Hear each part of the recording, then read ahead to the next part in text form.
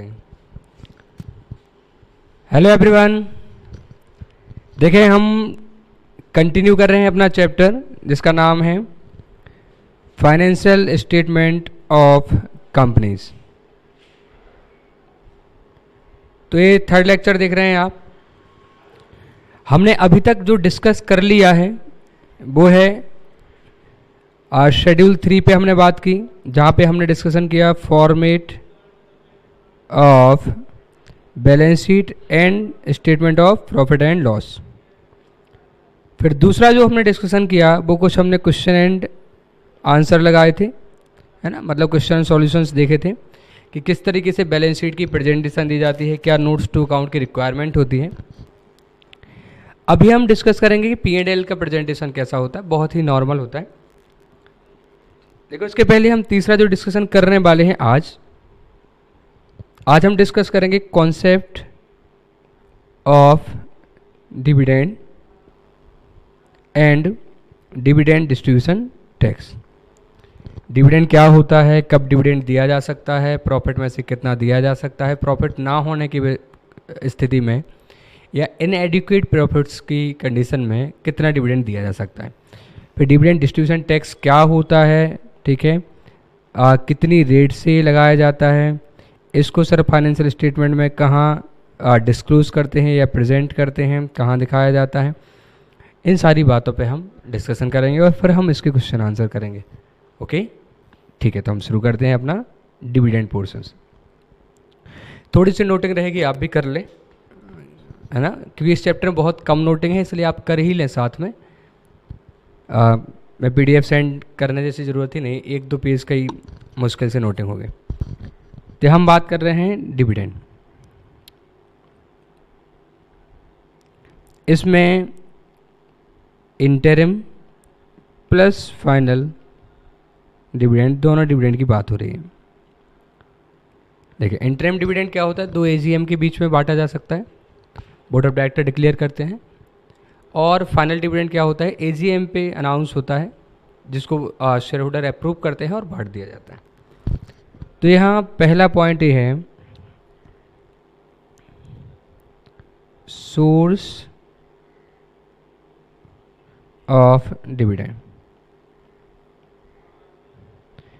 Dividend के source क्या है, डिविडेंड कहाँ से बांटा जा सकता है। तो डिविडेंड बांटा जा सकता है out of current years profit after depreciation. जो प्रॉफिट आफ्टर डेप्रिसिएशन है उसमें से बांटा जा सकता है, करेंट ईयर के प्रॉफिट में से। दूसरा वो बांटा जा सकता है out of previous years profits after depreciation. Depreciation हटाने के बाद के जो पिछले सालों के प्रॉफिट हैं जो कैरी फॉरवर्ड होके आ रहे हैं डिविडेंड वगैरह बांटने के बाद बच गए होंगे, अनडिस्ट्रीब्यूटेड प्रॉफिट जिनको हम बोलते हैं, उनसे भी हम बांट सकते हैं। मतलब डिविडेंड हटने डेप्रिसिएशन हटाने के बाद के प्रॉफिट ही यूज़ करते हैं। और यहाँ जो डेप्रिसिएशन की हम बात कर रहे हैं, ये depreciation in accordance with section 123(2) of companies act. Companies act के सेक्शन 123(2) के हिसाब से वो डेप्रिसिएशन हटा होना चाहिए। इसको आप बोल सकते हैं जो कंपनीज एक्ट का शेड्यूल 2 होता है, शेड्यूल 2 के हिसाब से डेप्रिसिएशन हटा होना चाहिए। ठीक है, तो करंट ईयर के प्रॉफिट हो सकते हैं आफ्टर डेप्रिसिएशन, या प्रीवियस ईयर के प्रॉफिट हो सकते हैं आफ्टर डेप्रिसिएशन, या फिर out of both A and B, दोनों में से भी बांटा जा सकता है। D out of money provided by central government और state government for distribution of dividend. कई बार कंपनी में डिविडेंड बांटने का गारंटी सेंट्रल गवर्नमेंट या स्टेट गवर्नमेंट लेती है, तो उस केस में सेंट्रल गवर्नमेंट या स्टेट गवर्नमेंट उतना पैसा देती है। जब डिविडेंड बांटने के लिए कम पड़ता है तो स्टेट गवर्नमेंट या सेंट्रल गवर्नमेंट पैसा देती है कि इस पैसे से आप डिविडेंड बांटें। कब, जब उन्होंने गारंटी ली होगी कि ये कंपनी कम से कम इतना डिविडेंड बांटेगी। नॉर्मली पब्लिक सेक्टर की कंपनीज के केस में ऐसा होता है, तो वहाँ से भी आप डिविडेंड बांट सकते हैं। ठीक है, तो आप करेंट ईयर के प्रॉफिट से बांट सकते हैं, प्रीवियस ईयर के प्रॉफिट से बांट सकते हैं, दोनों से मिला के थोड़ा थोड़ा बांट सकते हैं, या गवर्नमेंट ने जो आपको पैसा दिया उसमें से भी बांट सकते हैं। ये हो गई नॉर्मल बात। दूसरा, अगर आपके पास प्रॉफिट पर्याप्त नहीं है तो हम बात कर रहे हैं declaration of dividend out of reserves. तो इन केस ऑफ लॉस और inadequate profits,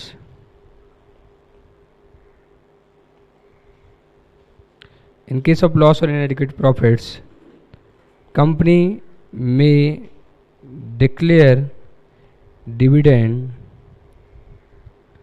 out of its free reserves।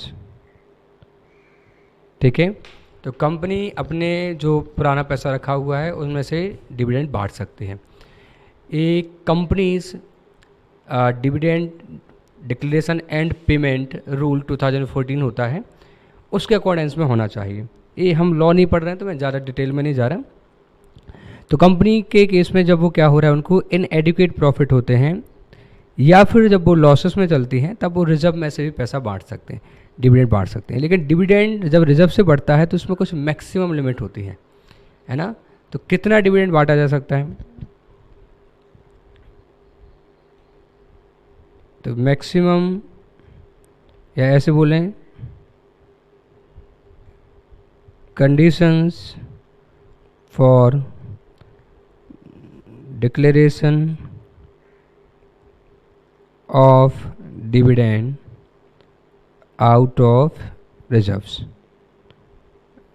आप जब रिजर्व से डिविडेंड बांटेंगे, ठीक है, तो फिर क्या कंडीशन होंगी, तो यहाँ 3 बातें बहुत ध्यान रखनी है। Rate of dividend can not exceed average rate of dividend of last 3 years. Company ने पिछले 3 सालों में जितना 3 सालों का एवरेज जो रेट ऑफ डिविडेंड है उससे ज़्यादा डिविडेंड आप नहीं बांट सकते। कब, जब आप रिजर्व का पैसा निकाल के बांट रहे, आप करंट ईयर के प्रॉफिट से बांट रहे, जितना बांट रहे हैं बांटो आप, लेकिन रिजर्व से पैसा निकाल रहे हैं आप तो इतने से ज़्यादा नहीं निकाल सकते। सपोज उनका एवरेज रेट ऑफ डिविडेंड 12% है, तो आप कितना तक डिविडेंड बांट सकते हैं, 12। उनकी एवरेज रेट ऑफ डिविडेंड 3 सालों की 9% है, तो आप मैक्सिमम कितना बांट सकते हैं, 9% ही डिविडेंड बांट सकते हैं। तो पहला रेट ऑफ डिविडेंड जो है can not exceed average rate, ठीक है, कितने साल का एवरेज दिख रहे हैं, 3 सालों का। दूसरा, maximum amount that can B withdrawn from reserves cannot exceed 1/10 of 1/10 मतलब 10% ही होता है, of paid up share capital, जिसमें इक्विटी शेयर कैपिटल भी आ जाएगी प्लस प्रेफरेंस शेयर कैपिटल भी आ जाएगी। पेड अप है ना, और कुछ कॉलन एरियर्स है तो वो नहीं लेंगे हम, तो paid up share capital plus free reserves. तो आपको डिविडेंड बांटना है, आप पिछले 3 सालों की एवरेज पे बांट सकते हैं और उससे कम बांट सकते हैं, प्लस जो आप रिजर्व से पैसा निकाल रहे हैं वो पैसा paid up capital plus free reserve दोनों का जो टोटल है, paid up share capital plus free reserve की 10% से ज़्यादा वो पैसा आप नहीं निकाल सकते। 1/10 का मतलब 10% ही होता है, ठीक है। तो मैक्सिमम जो ड्राइंग कर सकते हैं आप वो कितनी हो गई, 10% of paid up share capital plus free reserve. तो paid up share capital plus free reserve के मैक्सिमम 10% तक आप पैसा विड्रॉ कर पाएंगे, और उस पैसे से आप क्या कर सकते हैं, डिविडेंड बांट सकते हैं। 2 बातें ध्यान रखनी है, ना तो पैसा 10% से ज़्यादा निकल सकता है और ना ही डिविडेंड की रेट शेयर कैपिटल के 10% से ज़्यादा होगी। थर्ड पॉइंट है balance amount in reserves in free reserve after withdrawal should not be less than 15% of paid up share capital. तो इतना फ्री रिजर्व में बचना चाहिए, ठीक है, इतना पैसा फ्री रिजर्व में बचे मिनिमम। यानी आप रिजर्व निकाल रहे हो पैसा जो आप, वो तो आप पेड अप शेयर कैपिटल और फ्री रिजर्व का 10% तक निकाल रहे हो, है ना। तो अब जब आपने निकाला तो पेड अप शेयर कैपिटल और फ्री रिजर्व दोनों के 10% तक निकाला, यानी वो फ्री रिजर्व का तो 15%, 20%, 30%, 40% तक भी जा सकता है। समझाता हूँ मैं। तो जो आपने ड्राइंग की है, ड्राइंग करने के बाद जो फ्री रिजर्व है वो 15% ऑफ पेड अप कैपिटल से कम नहीं होना चाहिए, ठीक है। तो इतना पैसा बचना चाहिए, कितना, 15% of paid up share capital. तो पेड अप शेयर कैपिटल के 15% बचना चाहिए। मैं क्वेश्चन कराता हूँ आपको और ये बात और भी समझाता हूँ जो मैं बोल रहा हूँ।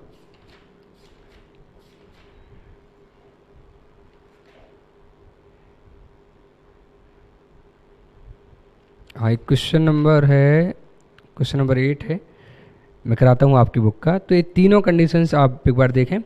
जो डिविडेंड की रेट है वो एवरेज से ज़्यादा नहीं होना चाहिए 3 साल की। दूसरा, आप फ्री रिजर्व से जो पैसा निकाल रहे हैं वो paid up share capital plus free reserve दोनों के 10% से ज़्यादा नहीं होना चाहिए। तीसरी कंडीशन, आपके पैसे निकालने के बाद भी फ्री रिजर्व में पेड अप कैपिटल के 15% से कम पैसा नहीं बचना चाहिए। ये 3 कंडीशंस आप पूरी करेंगे तब जाके आप क्या कर सकते हैं, डिविडेंड बांट सकते हैं इन केस ऑफ इनएडिक्वेट प्रॉफिट और लॉसेस, ठीक है। और जो भी आप रिजर्व से पैसा निकालेंगे सबसे पहले आप उसका उपयोग जो करंट ईयर के लॉसेस हैं उनको राइट ऑफ करने में करेंगे। नोट और लिखवा दूं, फिर मैं आपको कॉन्सेप्ट समझा देता हूं अमाउंट के साथ। Note, any amount withdrawn from reserves should first be utilized to write off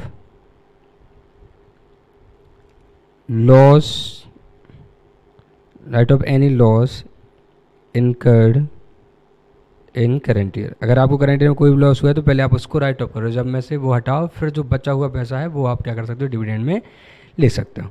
देखिए इसका मैं एग्जांपल करा देता हूँ, नहीं तो कहानी बन जाएगी। तो देखो ए 30 भी हम पढ़ रहे थे, ठीक है, ओके।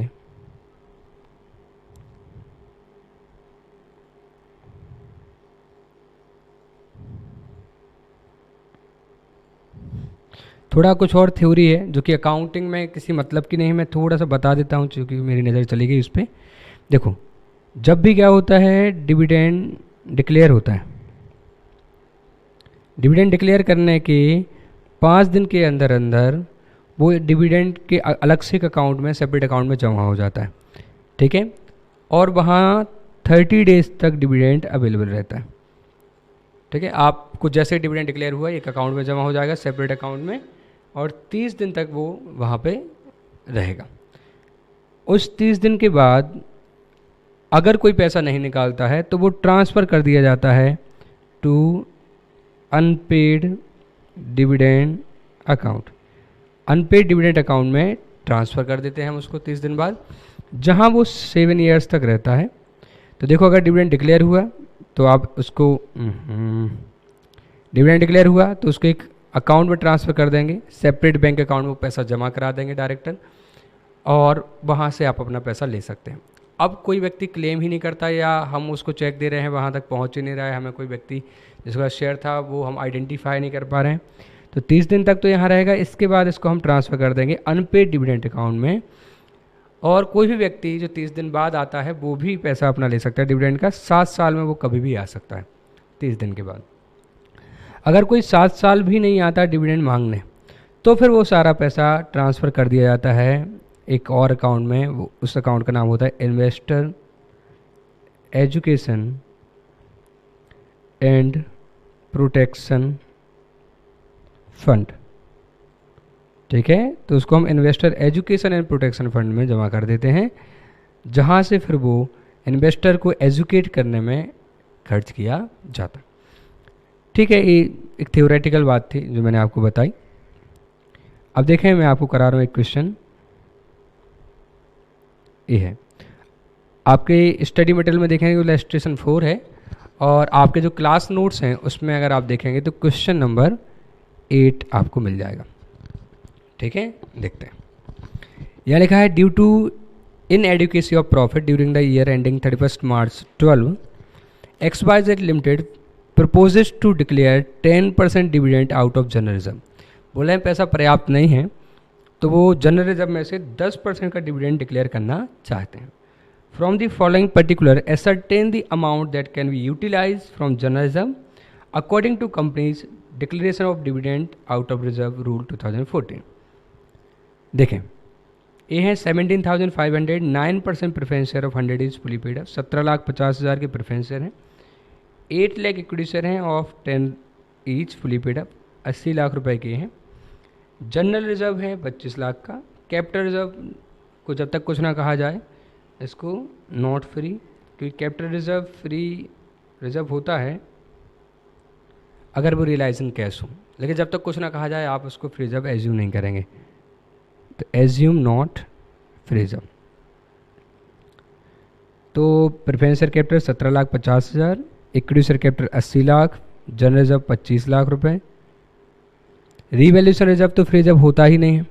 ठीक है, और net profit for the year, current year के हमें प्रॉफिट हुए हैं 3 लाख, मतलब हमें प्रॉफिट तो हुआ है, पर्याप्त नहीं है। Average rate of dividend during the last 3 year has been 12%। पिछले 3 सालों तक एवरेज रेट ऑफ डिविडेंड कितनी थी? 12%। तो सबसे पहले ये इलस्ट्रेशन 4, नेक्स्ट पेज पे कर लेता हूँ। इलस्ट्रेशन 4 और जो क्लास वर्क का, क्लास नोट्स का क्वेश्चन नंबर 8 है। अब देखें, maximum dividend in case of इनएडिक्वेट profits कितना मैक्सिमम बांट सकते हैं? पहला याद है आपको, मैक्सिमम क्या हो सकती है? Rate of dividend can not exceed average rate of dividend for last 3 years. तो यहाँ इन्होंने क्वेश्चन में बोला कि हम 10% से डिविडेंड बांटना चाहते हैं और एवरेज था 12, तो ठीक है, तो यहाँ कितने से बांट सकते हैं? 10% से डिविडेंड बांट सकते हैं, कोई प्रॉब्लम नहीं है। ठीक है, सो company can declare dividend at the rate 10%। 10% का आप डिविडेंड दे सकते हैं इक्विटी को। दूसरा है, अब अगर वो 10% का डिविडेंड बांटना चाहें, ठीक है, तो कितना डिविडेंड उनको बांटना पड़ेगा उस बारे में हम बात करेंगे। दूसरा पॉइंट है maximum amount that can B withdrawn from free reserve. कितना कर सकते हैं? 10% of paid up share capital plus free reserve. तो 10% of paid up share capital, तो पेड अप शेयर कैपिटल में 17,50,000 तो प्रेफरेंस शेयर कैपिटल है, 80 लाख की इक्विटी शेयर कैपिटल है,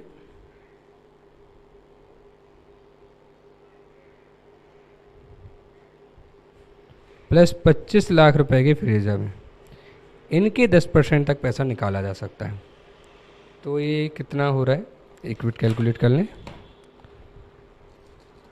17,50,000 प्लस 80 लाख प्लस 25 लैक्स, इसका 10% तक पैसा निकाला जा सकता है, यानी 1225 इतना तक पैसा निकाला जा सकता है। ठीक है, 12,50,000। तीसरा है जो भी वो पैसा निकाल रहे हैं, balance in free reserve after withdrawal should not be less than 15% of paid up share capital plus free reserve। यहाँ फ्री रिजर्व नहीं है, पेड अप शेयर कैपिटल के 15% से कम नहीं होना चाहिए जो बैलेंस है। तो देखें, यानी कि यहाँ से हम निकालें कि maximum free reserve that can be withdrawn, इस कंडीशन के हिसाब से हम कितना फ्री रिजर्व विड्रॉन कर सकते हैं। तो ये हम कर सकते हैं free reserve minus 15% of paid up share capital. तो आपका फ्री रिजर्व जो भी है बस 15% तक तो बचा के रखना है पेड अप कैपिटल का, बाकी आप निकाल सकते हैं इस कंडीशन के तहत। ठीक है, तो कितना निकाल सकते हैं? तो आपका फ्री रिजर्व कितना है, देखें, आपका 25 लाख का फ्री रिजर्व है, तो आप 25 लाख का फ्री रिजर्व है, आप इतना निकाल सकते हैं कि बचा हुआ free reserve 15% of paid up share capital से कम ना हो। तो ये हम कर देते हैं 15% of paid up share capital में क्या आ जाएगा, 70,25,000 प्लस 80 लैक्स है ना, ये है पेड अप शेयर कैपिटल। तो ये इतना तक फ्री रिजर्व निकाला जा सकता है, पहले ये निकाल लो, 17.25 लैक्स प्लस, एक मिनट, 17.25 है, तो मैंने कहीं कुछ गलत लिखा था, 17.50 था, 17.50 लैक्स, यहाँ देखते हैं 17.50 लैक्स। ठीक है, तो 17.50 प्लस 80 लैक्स, इसका 15% तक तो हर हाल में बचा होना चाहिए।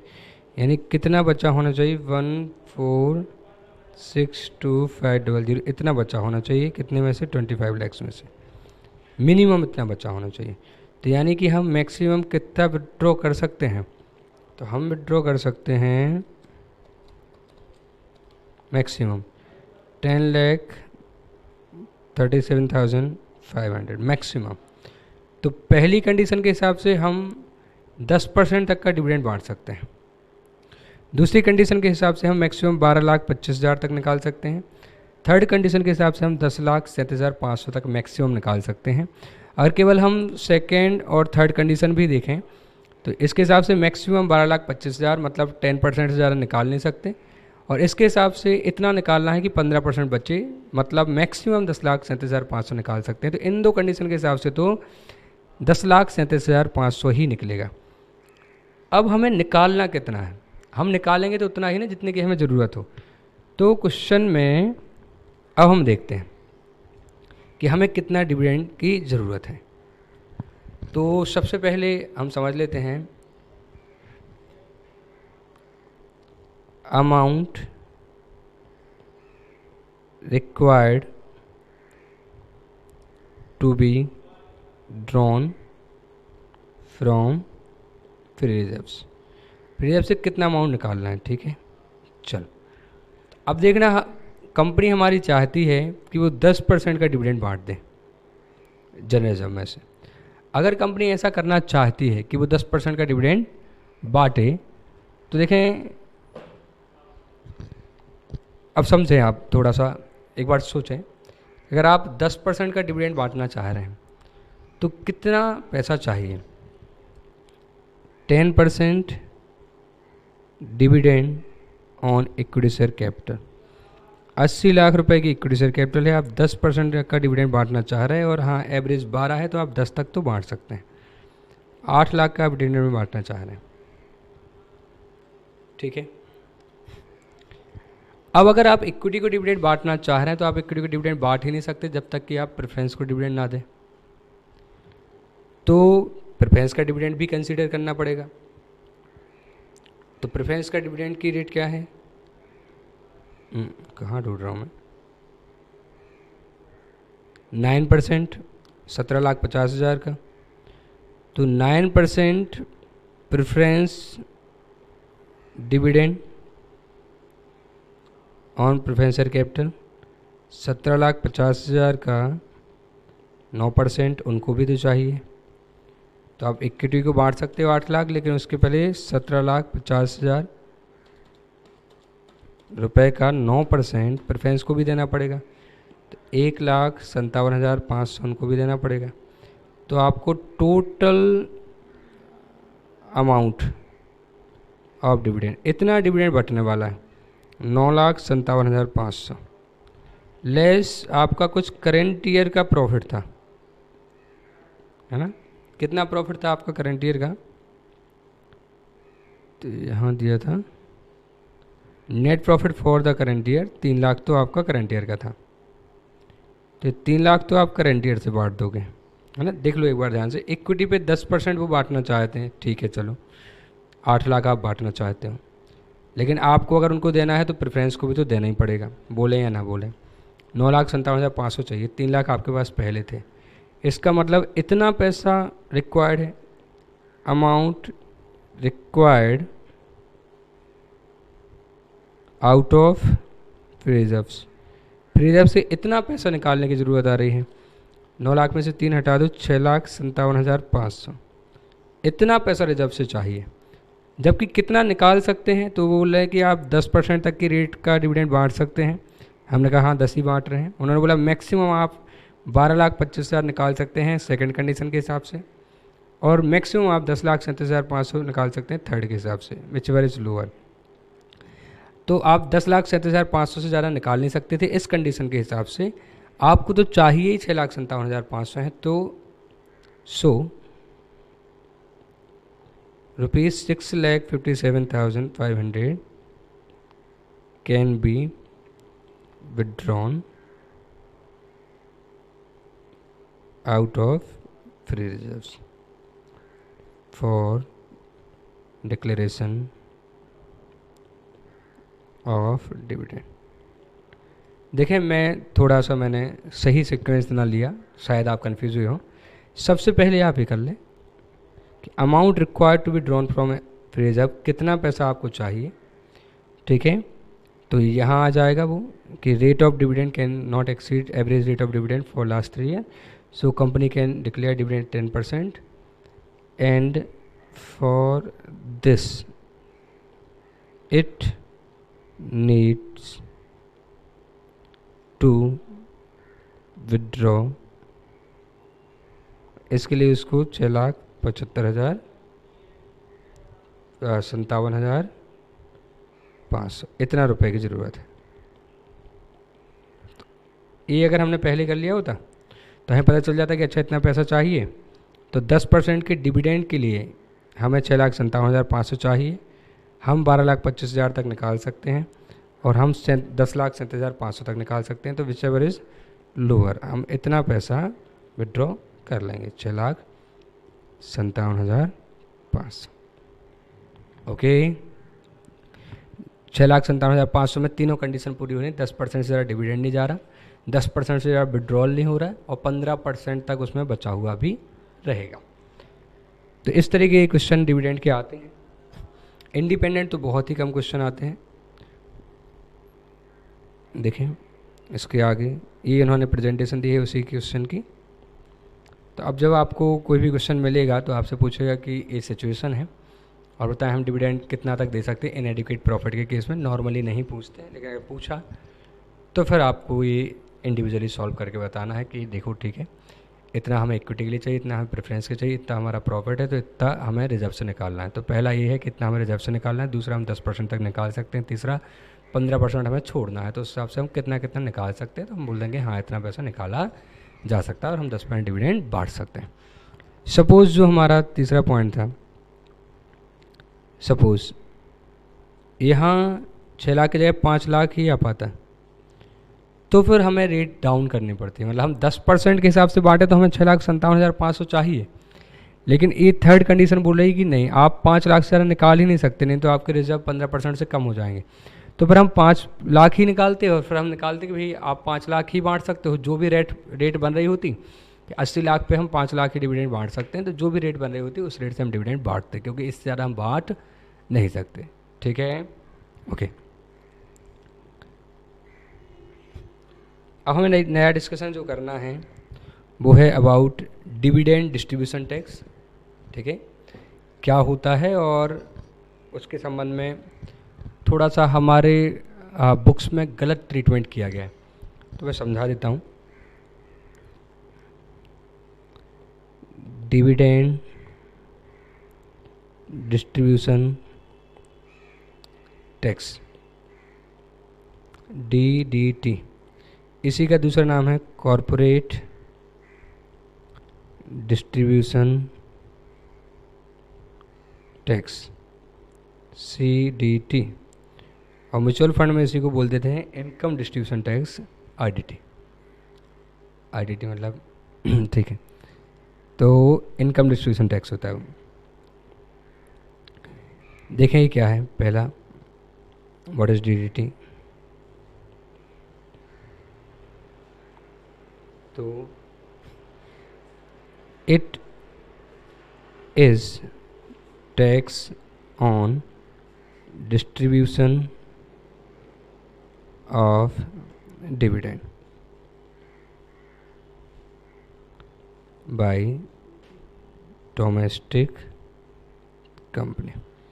तो जब डोमेस्टिक कंपनी डिविडेंड बांटती हैं, डिक्लेयर करती हैं, ठीक है, डिस्ट्रीब्यूट करती हैं, तो उन्हें क्या करना पड़ता है, जो डिविडेंड बांट रहे हैं उसका कुछ परसेंटेज डिविडेंड डिस्ट्रीब्यूशन टैक्स देना पड़ता है। तो वो जो शेयर होल्डर को डिविडेंड बांट रही हैं उस पर कुछ टैक्स काट के और वो गवर्नमेंट को दे देती हैं। तो जो शेयर होल्डर के पास जो डिविडेंड पहुंचता है वो उसके हाथों में एग्जम्प्ट हो जाता है। रेट ऑफ DDT क्या है?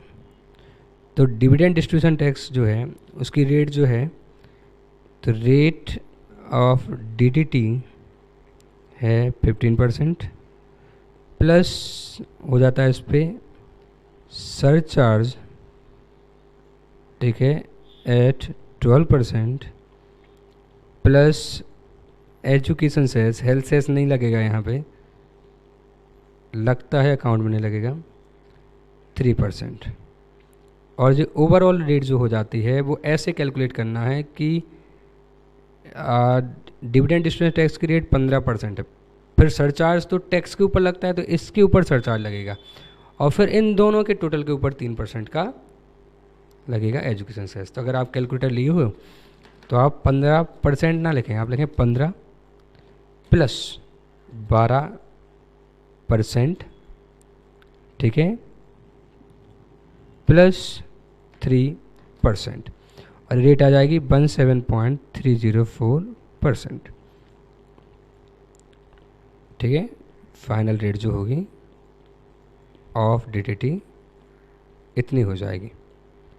फिर से देख लें कैसा, 15% नहीं लिखना है ना, क्योंकि 15 का 12% लगता है, प्लस 12%, जो भी आया 15 प्लस 12%, यह आया 16.8 प्लस 3%, है ना, तो प्लस 3%, तो आ गया 17.304। ये होती है डिविडेंड डिस्ट्रीब्यूशन टैक्स की रेट। तीसरा पॉइंट है, dividend distribution tax is levied on gross amount of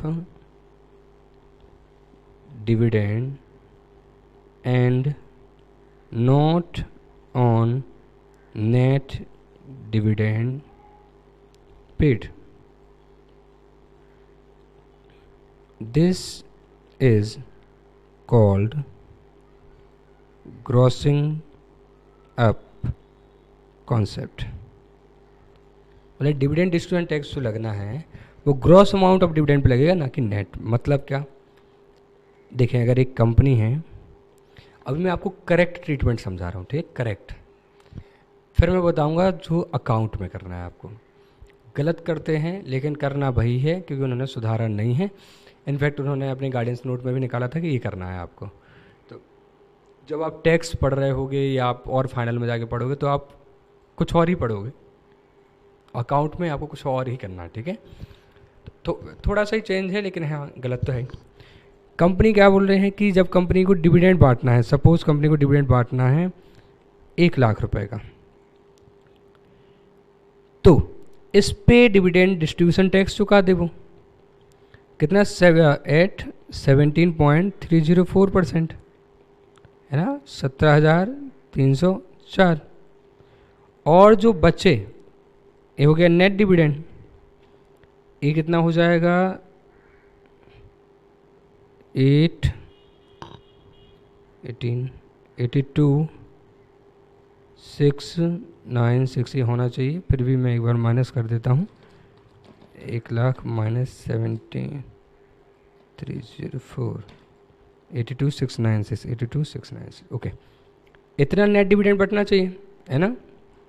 तो ये हो गया ऊपर ग्रॉस डिविडेंड 1,00,000 का, इसमें से 17,304 का डिविडेंड डिस्ट्रीब्यूशन टैक्स कट जाना चाहिए और नेट डिविडेंड बचना चाहिए 82,696। मैं आपको करेक्ट ट्रीटमेंट समझा रहा हूँ, आपको ये नहीं करना है, ध्यान से सुनना है, करेक्ट ट्रीटमेंट है as per income tax act, ठीक है। अब क्या होना चाहिए, अगर कभी कोई बोले, एक एग्जांपल कि डिविडेंड पेड है 82,696, कैलकुलेट डिविडेंड डिस्ट्रीब्यूशन टैक्स, तो आप क्या करोगे, तो हम आंसर करेंगे कि जो डिविडेंड पेड है, जिसको हम पेड ही है ना, वो तो पे ही कर दिया है, मतलब नेट ही है ये तो, है ना, पेड पे ही कर दिया इतना, ये 82,696 है, तो ये तो डिविडेंड डिस्ट्रीब्यूशन टैक्स काटने के बाद होगा, तो फिर ग्रॉस डिविडेंड कितना होगा हम ऐसा निकालेंगे, तो हम निकालेंगे कि जो 82,696 है ये 100 माइनस 17.304 के बराबर है, सही है, ओके। इनटू अगर हम 100 कर दें तो हमारा ग्रॉस डिविडेंड आ जाएगा, क्योंकि जो ये डिविडेंड है ये 100 में से 17.304 का डिविडेंड डिस्ट्रीब्यूशन टैक्स काटने के बाद बटा था, तो ये इतने परसेंट के बराबर हुआ, 100 माइनस 17 पॉइंट समथिंग परसेंट, है ना। तो अगर अपन रिवर्स करेंगे इतने के बराबर, तो 100 के बराबर क्या होगा, तो ये आ जाएगा, फिर भी एक बार करके देख लो आप, करने की ज़रूरत तो नहीं है, ऑब्वियसली 1,00,000 ही आएगा, फिर भी आप कर लो, तो जो भी आपका आए पहले देख लो, 100 माइनस 17.304 ये है कितना 82.696 के बराबर, तो 82.696% के बराबर है, तो आप इसको फालतू कर रहे हैं अपन, आप समझ गए ना, वो ये आएगा, आप कर लें आपको लग रहा हो तो 1,00,000 रुपये आ जाएगा। और फिर हमें डिविडेंड डिस्ट्रीब्यूशन टैक्स निकालना होगा, तो हम क्या करेंगे, जो भी ग्रॉस डिविडेंड है उसमें इनटू कर देंगे डिविडेंड डिस्ट्रीब्यूशन टैक्स की रेट, तो यह आ जाएगा 1,00,000 इंटू 17.304%, तो आ जाएगा 17,304। तो मैंने क्या किया, आपको पहले बताया कि ग्रॉस डिविडेंड हम 1,00,000 बांटना चाहते थे, हमने इतना टैक्स काट लिया, इतना बांटा। अगर क्वेश्चन आपसे यहाँ से पूछे, मतलब वो इन्फॉर्मेशन नहीं है कि इतना डिविडेंड बांटा, बताओ डिविडेंड डिस्ट्रीब्यूशन टैक्स क्या होगा, तो हम बोलेंगे इतना बांटा, तो ये तो होगा 100 माइनस 17.304 के बराबर, तो 100 के बराबर निकाल लो कितना है इतना, तो बस इस 100 का इतना परसेंट डिविडेंड डिस्ट्रीब्यूशन टैक्स हो जाएगा, तो ये हो जाएगा। ये है करेक्ट ट्रीटमेंट जो अकाउंटिंग के हिसाब से होता है, टैक्स के हिसाब से होता है। अकाउंटिंग कैसा कर रही है इसको, वो लोग क्या कर रहे हैं, जब रिवर्स कर रहे हैं, गलत है, देखो मैं स्पष्ट बता रहा हूँ आपको, गलत है, लेकिन जब वो कर रहे हैं तो यहाँ इतने की जगह 15% से ही रिवर्स कर रहे हैं। वो मान रहे हैं कि जो डिविडेंड बटा है वो 15% का डीडीटी काटने के बाद बटा है, मतलब कोई लॉजिक नहीं है, मैं किसी लॉजिक से नहीं समझा सकता, आपसे स्पष्ट बात कह रहा हूँ, किसी लॉजिक से नहीं समझा सकता, चीज़ें गलत ही हैं बहुत बुरी तरह। बस ये हो रहा है कि 100 में से वो 15 हटा के बोल रहे हैं कि जो ये है ना, जो भी डिविडेंड है आपका वो 85% के बराबर है, तो रिवर्स करके कितने बराबर लेते हैं, 100 के बराबर, ग्रॉस आ गया। फिर उस पर वो लगाते हैं डीटीटी कितना, 100 पे 15% प्लस 12% प्लस 3%, मतलब जो 17.304 है। कहने का मतलब ये है कि एक एग्जाम्पल जो मैं ले रहा हूँ फॉर अकाउंट्स के लिए एज पर ICAI है ना, मैं अपना नाम क्यों ख़राब करूं। तो ये ICAI के हिसाब से है, ये एग्जांपल आप देख लें। तो यहाँ लिखा है कि डिविडेंड पेड, सपोज यहाँ लिखा है डिविडेंड पेड, और डिविडेंड पेड लिखा हुआ है, मैं कुछ भी ले लेता हूँ अपने मन से, 4,25,000, और बोला गया कैलकुलेट करें डिविडेंड डिस्ट्रीब्यूशन टैक्स। ठीक है, तो इसका आंसर देखें कैसे होगा। डिविडेंड पेड जो कि पेड है वो नेट ही होगा, ये है 4,25,000। तो ग्रॉस डिविडेंड कैसे निकालेंगे, वो ग्रॉस डिविडेंड निकालेंगे कि जो 4,25,000 है, ये तो डिविडेंड पेड है, तो डिविडेंड डिस्ट्रीब्यूशन टैक्स हटाने के बाद है, तो 100 माइनस 15 इंटू 100 के तो 85 के बराबर होगा। तो डिवाइड बाय 85 इंटू 100, तो कितना निकल आया, 5 लाख का ग्रॉस डिविडेंड आ गया। और अब डिविडेंड डिस्ट्रीब्यूशन टैक्स कितना होगा, तो वो होगा ग्रॉस डिविडेंड इंटू 17.304%, और ये आ जाएगा 5 लाख का 17.304%, 17.304%, और ये आ जाएगा 86,520। तो ये आपको अकाउंट के हिसाब से करना है। ठीक है, आप रिवर्स 15 से करेंगे और मल्टीप्लाई इतने का करेंगे। अब आप मल्टीप्लाई में अलग अलग कर सकते हैं, 15 का, फिर 12 का, फिर 3 का, वो आप कहानी समझें। ठीक है, लेकिन करना ये है आपको अगर डायरेक्ट भी निकालना हो, जैसे मैं इसमें से डायरेक्ट निकाल के बताऊं कि कितना डिविडेंड डिस्ट्रीब्यूशन टैक्स आएगा, तो DDT ऐसा आ सकता है कि डिविडेंड पेड, जितना डिविडेंड पे किया है वो है कितने के बराबर, 100 माइनस 15% के बराबर। तो अगर आप इसको रिवर्स करोगे तो आ जाएगा, इनटू कर दें 17.304%, तो डायरेक्ट आंसर आ जाएगा आपका। तो जो डिविडेंड पेड है 4,25,000, वो हो गया कितने के बराबर, 85% के बराबर।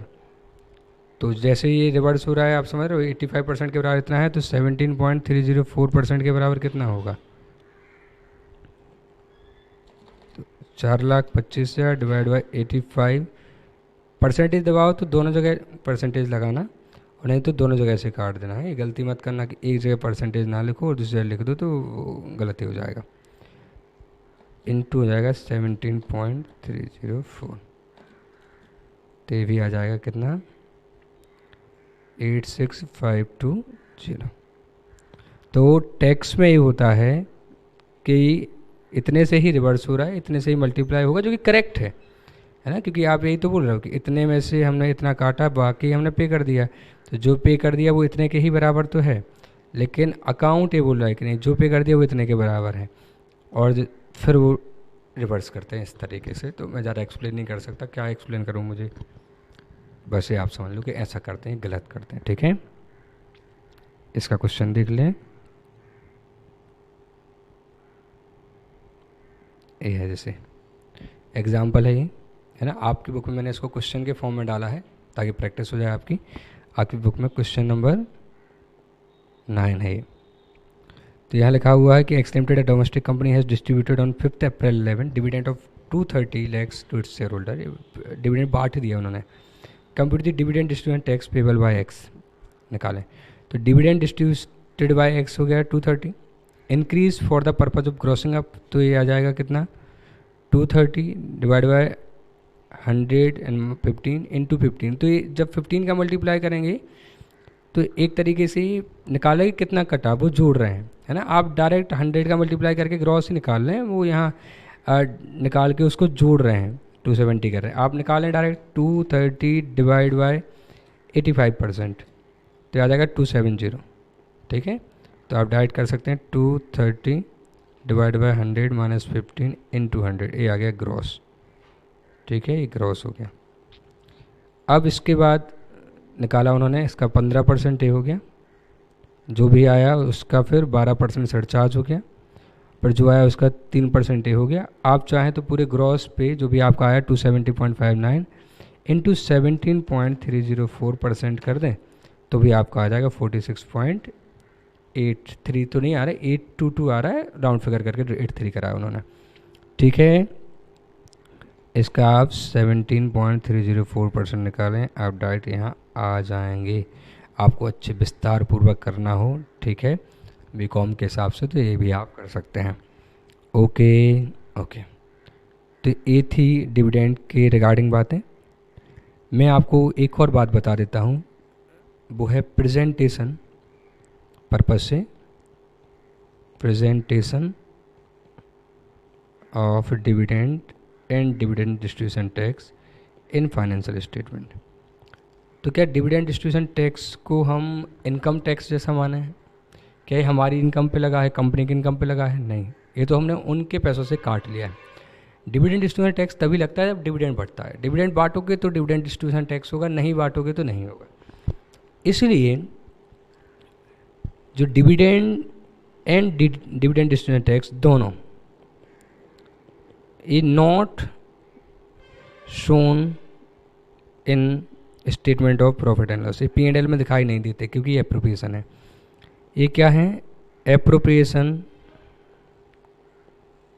ऑफ प्रॉफिट्स हैं, ठीक है, एप्रोप्रिएशन ऑफ प्रॉफिट्स हैं। इसलिए जब हम नोट्स टू अकाउंट बनाते हैं, नोट्स टू अकाउंट में हम रिजर्व एंड सरप्लस बनाते हैं। रिजर्व एंड सरप्लस में जब हम सरप्लस निकालते हैं, मतलब हमारा जो प्रॉफिट है P&L, उसमें से हम माइनस करते हैं एप्रोप्रिएशंस, है ना। तो उसमें आता है डिविडेंड, उसमें आता है डिविडेंड डिस्ट्रीब्यूशन टैक्स, उसमें आता है ट्रांसफ़र टू जनरल रिजर्व। तो यहाँ पे ये माइनस होके दिखता है। नोट्स टू अकाउंट में कहाँ से माइनस होके दिखेगा? ये सरप्लस से माइनस होके दिखेगा। तो ये तो हो गया कि चलो एप्रोप्रिएट किया। और तीसरी चीज़ ये फिर देखेगा करेंट लायबिलिटी में, अदर करेंट लायबिलिटी में दिखेगा डिविडेंड पेबल और डिविडेंड डिस्ट्रीब्यूशन टैक्स। सर दो जगह दिखेगा बैलेंस शीट में, रिजर्व एंड सरप्लस में। क्या रिजर्व एंड सरप्लस में दिख रहा है या यहाँ से P&L से माइनस करा है हमने? माइनस किया है, तो ये माइनस हो गया P&L से। जैसे P&L से सैलरी माइनस होती है, ठीक है, या आउटस्टैंडिंग एक्सपेंस माइनस होता है ना, जो पे नहीं कर पाए हम, तो वो तो हो गया माइनस। अब वो बैलेंस शीट में कहाँ दिखेगा? तो बैलेंस शीट में यहाँ दिखेगा, करेंट लायबिलिटी में, अदर करेंट लायबिलिटी में। यहाँ दिख नहीं रहा है, ये तो यहाँ से हटा है ताकि P&L को क्या कर दें, हम कम कर दें। जैसे P&L से जनरल रिजर्व हट गया, तो अब अलग से भी तो रिजर्व एंड सरप्लस में जनरल रिजर्व दिखेगा ही ना, कि हाँ ये आ गया, जो यहाँ से हटा था वो यहाँ आ गया।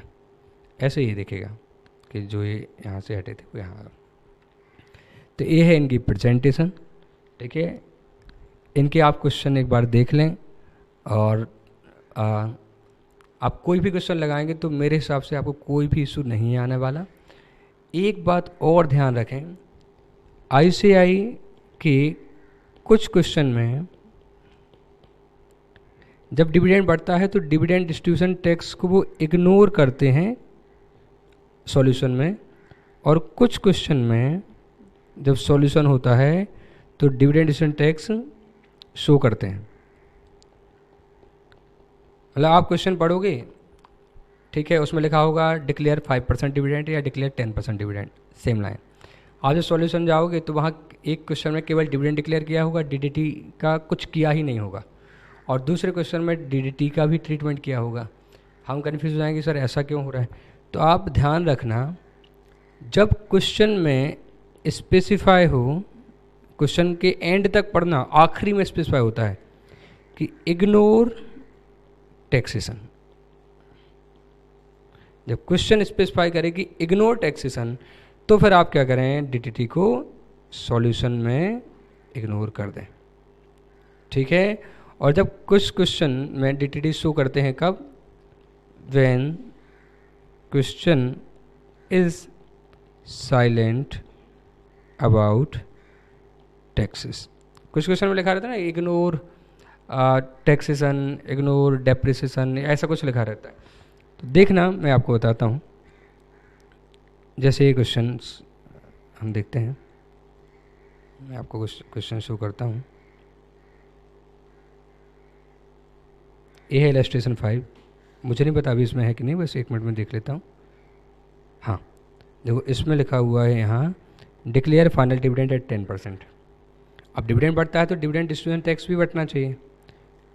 यहाँ लिखा है you are required to prepare Omega limited's balance sheet as on 31 March 12 and statement of P&L with notes to account for the year ending 31 March 12 as per schedule 3। एक क्वेश्चन कौन सा है मैं बता दूं आपको, इलस्ट्रेशन 5 है। अगर अपने नोट्स पे आप देखेंगे तो ये आपको मिलेगा क्वेश्चन नंबर 11। ठीक है, बहुत सिंपल क्वेश्चन है, आप खुद ही करिए, एकदम सिंपल क्वेश्चन है ना। केवल ये मैं पॉइंट बता रहा हूँ कि जिसमें लिखा है डिक्लेयर फाइनल डिविडेंड एट 10% और नीचे लिखा है you are required to prepare Omega limited's balance sheet as on 31 March 12 and statement of profit and loss with notes to account for the year ending 31 March 12 as per schedule 3। अब जिसको हम ignore कर देते हैं, हम line को ignore कर देते हैं, हम पढ़ते ही नहीं कि क्या लिखा है, उसको इग्नोर कर देते हैं और फिर हम जो इग्नोर करना था वो कर नहीं पाते।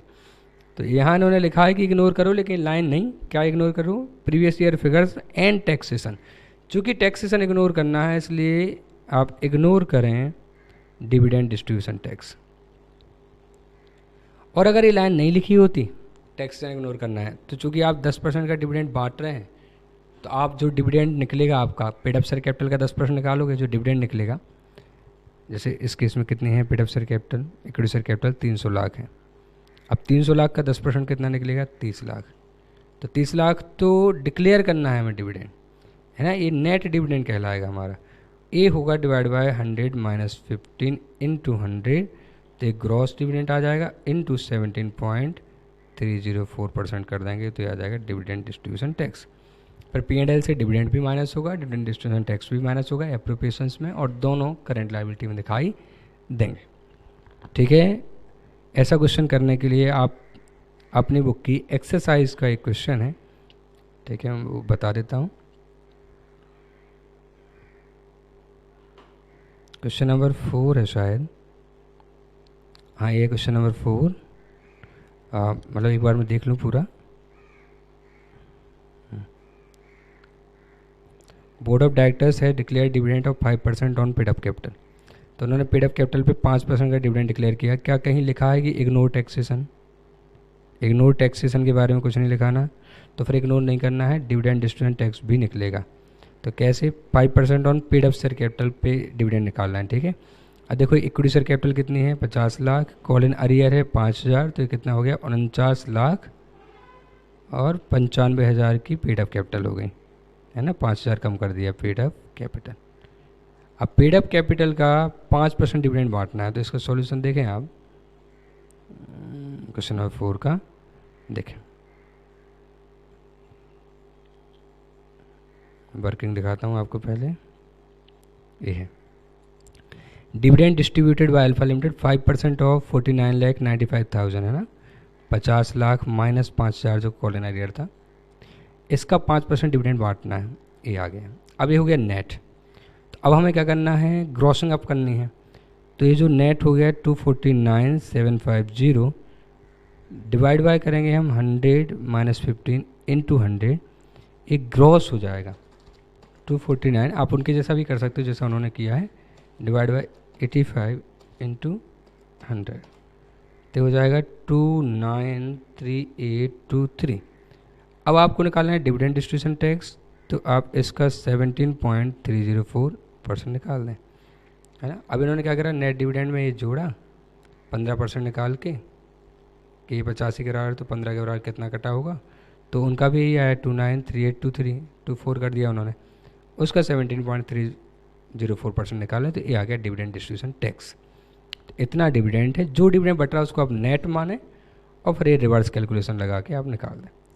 अब देखना इसका ट्रीटमेंट क्या करेंगे, वो रिजर्व एंड सरप्लस में, ये है रिजर्व एंड सरप्लस में, प्रॉफिट एंड लॉस बैलेंस में इतना बैलेंस था उनका, less appropriations transfer to general reserve, जो भी होगा मैंने क्वेश्चन नहीं पढ़ा, डिविडेंड पेबल हट जाएगा और डिविडेंड डिस्ट्रीब्यूशन टैक्स हट जाएगा, और ये दोनों जो हटाएंगे ये कहाँ चले जाएंगे, अदर करेंट लायबिलिटी में आ जाएंगे, डिविडेंड और डिविडेंड डिस्ट्रीब्यूशन टैक्स।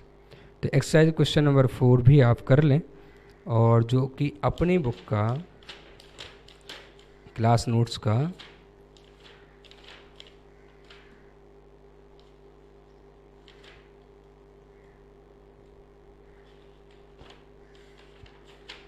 एक मिनट में बता रहा हूँ मैं। क्वेश्चन नंबर 17 है, ठीक है। तो अपनी क्लास नोट्स का क्वेश्चन नंबर 17 है, वो कर लें आप, तो आपको कॉन्सेप्चुअली ठीक से समझ आ जाएगा। मैं प्रैक्टिस इसलिए नहीं ज़्यादा करा रहा हूँ क्योंकि ये आपको खुद ही करना है। ये 11th क्लास में फाइनेंशियल स्टेटमेंट नाम का चैप्टर होता है, फिर फाउंडेशन में भी होता है, फिर इंटर में भी है, और हर एक चैप्टर में आप इसको बनाते ही हैं। ग्रुप 2 में भी बनाते हैं आप, इंटरनल में, अमलगमेशन में, बायबैक में, ईसॉप में। तो आप देख लें, आपको कुछ भी डाउट लगता है तो आप ज़रूर बताएंगे, ठीक है। मैं अब आपको एक कॉन्सेप्ट और बचा हुआ है जिसका नाम है मैनेजरियल रेम्यूनरेशन, तो उसके लिए आप नेक्स्ट वीडियो देखें तो आपका वो भी कवर हो चुका होगा।